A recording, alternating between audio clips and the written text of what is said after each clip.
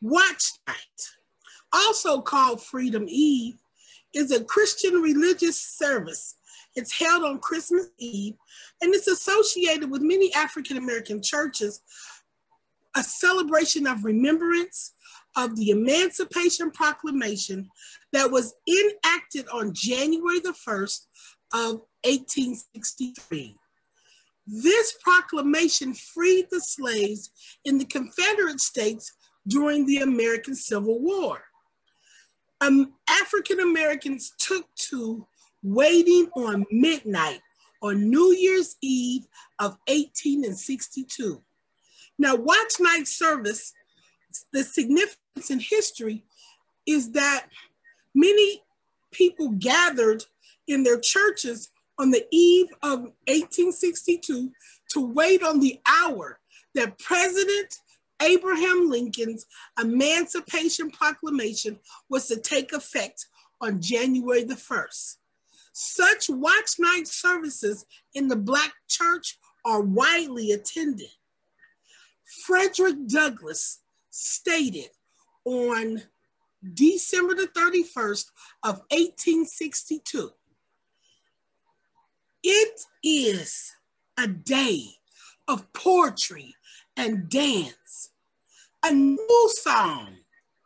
These cloudless skies and this balmy air and this brilliant sunshine are in harmony with the glorious morning of liberty that's about to dawn upon us." And ever since Frederick Douglass stated that, December the 31st is when people gather to celebrate Freedom Eve, now known as Watch Night Service.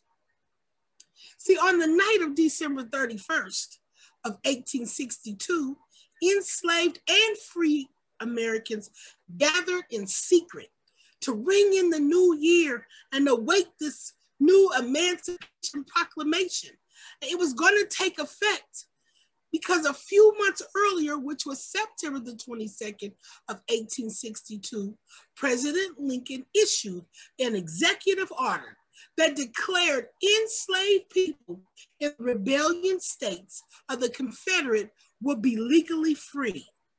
However, this decree would not take place until the clock struck midnight at the start of the new year. So this occasion, Freedom's Eve, marks when African Americans across the country, they watched and they waited on the news of freedom. Today, Watch Night, well, it's an annual event. Lots of churches come together, and in this New Year's tradition, they include the memory of slavery, the emancipation of freedom, the reflections of faith, and of course, the celebration of community and family strength. Watch night service is rooted in the American religious traditions in the Black community. During the very first watch night, many enslaved gathered to pray and worship, sing and dance. At that time, enslaved people could not find little respite from the ever-present surveillance of slave owners and overseers.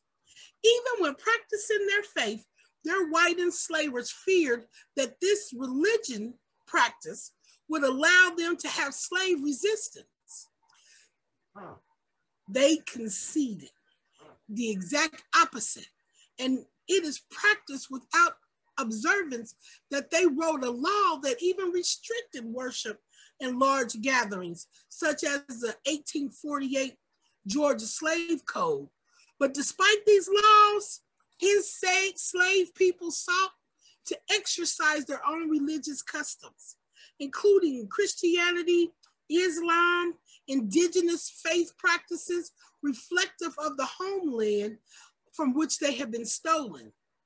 They convened that praise houses, or they secretly gathered in the woods.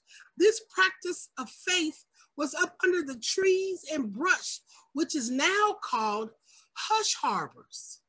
There was a former slave that had been cited for saying that they would not permit us to hold religious meetings or any other kind of meeting, but frequently we met in secret to conduct religious services.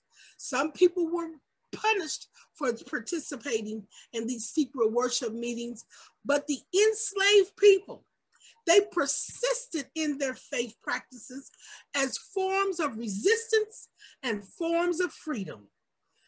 This spirit still lives in what we call the watch night service today. Watch night typically begins around 7 p.m. on December the 31st. It lasts through midnight. And as faith leaders and their congregation praise and worship, many of the congregation now in this nation still bend on bowed knees, and they pray the minutes before the midnight hour.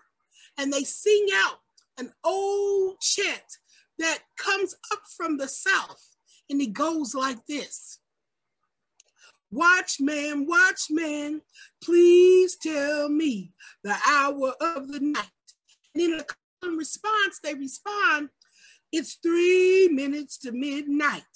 Starting about 15 minutes to the hour of the new day in the new year, they recite that over and over as the counting goes from 15 minutes down to the last minutes. Watchman, watchman, please tell me the hour of the night. Again in response, it's 1 minute before the new year. And once it clock strikes 12, then in unison they respond, watchman, watchman, please tell me the hour of the night. And they say, it's freedom now, it's midnight, and freedom has come. This tradition continues. Not everyone sings the chant watch night, but there are some few things that people do to this day. There are culinary traditions that are associated with watch night service. So with the singing and the praying, and sometimes the shouting, the culinary traditions go all the way through the South and even all the way back to West African culture. And what they do, even though some people may call it a superstition, but it's influenced by those African beliefs that black-eyed peas, also known as cowpeas, should be fixed with rice, red pepper, and a little salt pork. And they add this dish, and some folks call it a hoppin' john. Now, hoppin' john consists of the black peas, the rice, and the red pepper. And the red pepper is symbol of red, which is the Juneteenth color of the struggle of the people. Now, people all over the South and the North come together on January the 1st, and they will add for prosperity and promise of a good future, because they have ushered out the new, ushered in the new to usher out the old. And that means that any of the triumphs and tribulations that were of that past year, they don't plan on bringing them into the new year. And so they will fix the hoppin' john and add some cornbread and sweet potatoes. And they have a wonderful, what they call freedom meal. And this tradition still regulates, and it's still present day. Emancipation meant to welcome in the new beginning. It encourages us to reflect of the history of slavery and to understand about the freedom, but we cannot forget the past. So both of the traditions, Freedom Eve and Watch Night, are the first emancipation celebrations in the African American community. And when the community has come together and they have broken bread after the midnight hour, they were known to continue to sing such songs as this song. Lord, I know I've been changed. Lord, changed. Lord, I know I've been changed. The Father in heaven has signed my name. And when they sing these songs, they're talking about God is giving them freedom and it's going to be all right. And this is a way for them to bless through the transition into the new year. What a great night to have a Freedom Eve and a watch night in semblance of the Emancipation Proclamation freedom.